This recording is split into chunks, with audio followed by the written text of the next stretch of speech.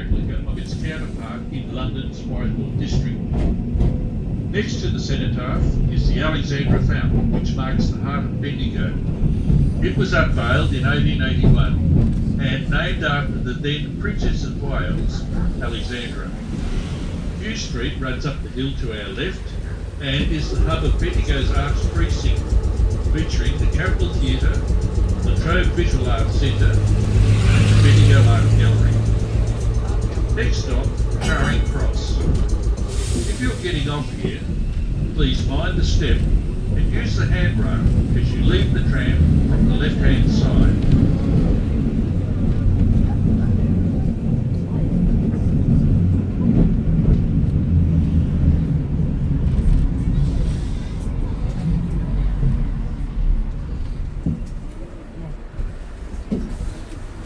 ตรงนี้น่าจะชูแสงสีกลางคืน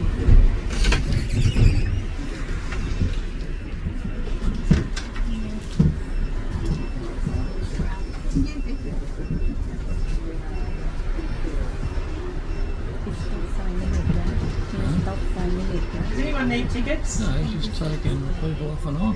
Just No one needs tickets? Show ticket Sorry? Show Got ticket it on the phone, yes? Just Charing Cross. Yep, 2 or 4. Give you these, then you don't finish showing that. And then you get on and off as much as you like through today. Yep. Oh, sorry. Anyone else need tickets? Got your phone on the phone? Yeah, I'll give you these. Show me that, I'll give you these. Yep, 2. That's okay. Hey? Mohawk Mohawk they call Mohawk right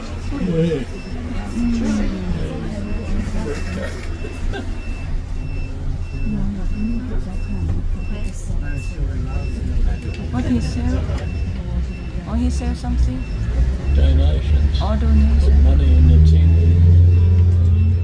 Probably for his haircut.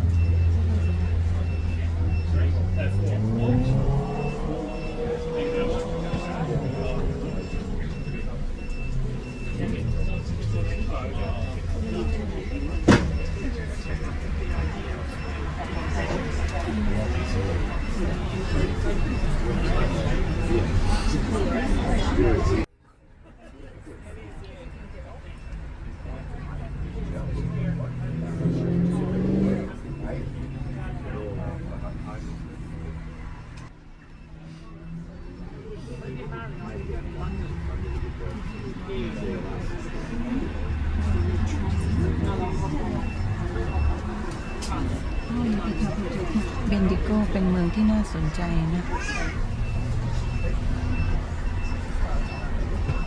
ตึกอาคารสวยๆเยอะแยะเลยครับ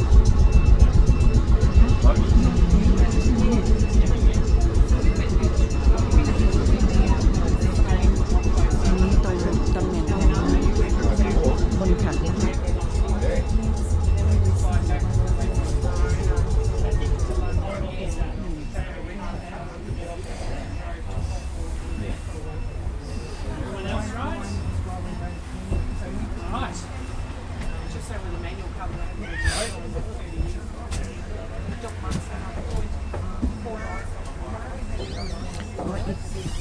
new customer come back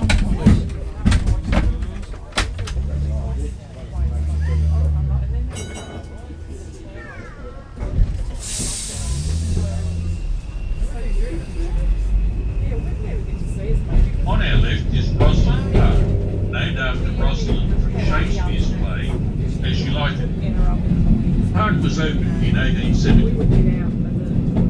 Soldiers Memorial Hall on your left is built over what was once the main shaft of the Hustlers Royal Reserve gold mine. For decades it thundered away in the city centre, mining the Great Hustlers Reef, one of the richest reefs ever discovered in Australia. Notice the life-size statue of Sir George Lancel holding a lump of quartz in his hand. George Lancel was known as Australia's quartz king, and although he came from humble beginnings, his passion for quartz mining made him Bendigo's richest and most respected citizen during the gold rush years. Notice the building on the left with a clock tower. It was designed by Major George Watson and is an example of Renaissance Revival architecture. Originally built as the Sandhurst Public Offices in 1887, it became the Bendigo Post Office and Federation. Beside it is the former Bendigo Law Courts. Today, this complex operates as the Bendigo Visitor Centre and is home to the Post Office Gallery and Living Arts space. To our left is the historic Conservatory Gardens. Erected in 1892, it is the oldest public conservatory in Victoria. The conservatory is significant as many other public conservatories have been destroyed, making this a rare style of structure. Throughout the year, you can see changing floral and foliage displays. Ahead, you will see the Discovery of Gold Monument. This monument was erected in 1901 and depicts Fortuna, the mythical goddess of good luck, dropping a gold nugget into the pan of a Bendigo digger. The gold rush attracted people from around the globe, including thousands of Chinese who came to Bendigo in search of prosperity. Bendigo's Chinese precinct is called Daigum San, which translates to Big Gold Mountain, as Bendigo was known to the first Chinese who settled in the region. The proud history of Bendigo's Chinese is displayed to our left in the Golden Dragon Museum, the adjacent Yu Yuan Gardens and the Guan Yin Temple. At the museum you can view Bendigo's famous Chinese dragons, Long, the world's oldest, Sun Long, formerly the world's longest imperial dragon, and Daigum Long, Bendigo's newest and the world's longest dragon. The Bendigo Chinese Association display is a spectacular highlight of the annual Bendigo Easter Festival, which was established in 1871.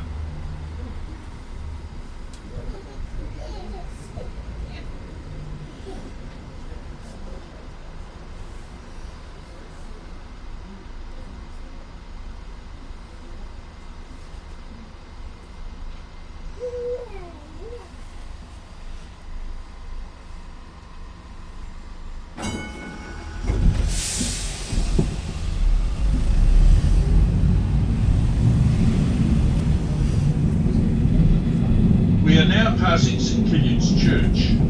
It is one of the largest wooden churches in the Southern Hemisphere and was the fourth church to be built in Bendigo. In the courtyard you will notice the gravestone of its founder, Catholic priest Reverend Dr. Henry Bacchus, a German immigrant. Bendigo boasts a number of significant religious sites, including the Great Stupa of Universal Compassion, located in Myers Flat. It is the largest Buddhist stupa in the Western world and is home to the Jade Buddha of the Universal Peace, the largest Buddha carved from gemstone quality jade in the world. People travel from all over the world, risking everything to make a living, and, if they were lucky, a fortune from gold mining in Bendigo. The area we're now entering was originally known as Irish Town because of the very large number of Irish diggers camped nearby.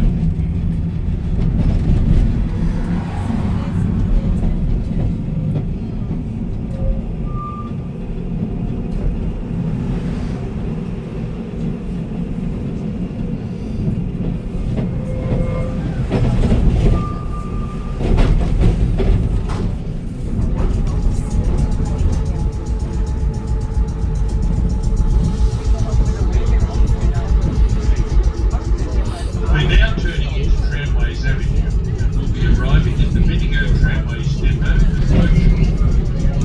Opened in 1903, it is the oldest operating tram depot in Australia. The depot is home to our renowned workshop, where trams are meticulously restored to their former glory or repurposed as cafes, accommodation, and even school classrooms. Enjoy a coffee or light meal at the Tram Cafe, served straight from a beautifully restored 1916 in-class tram number 3, a shining example of our workshop team's skills. You could also discover more about Bendigo's tramway history within the small museum. The cafe and museum is open daily from 8 a.m. to 3 p.m. For those getting off here, please mind the step and use the handrail as you leave the tram from the left-hand side.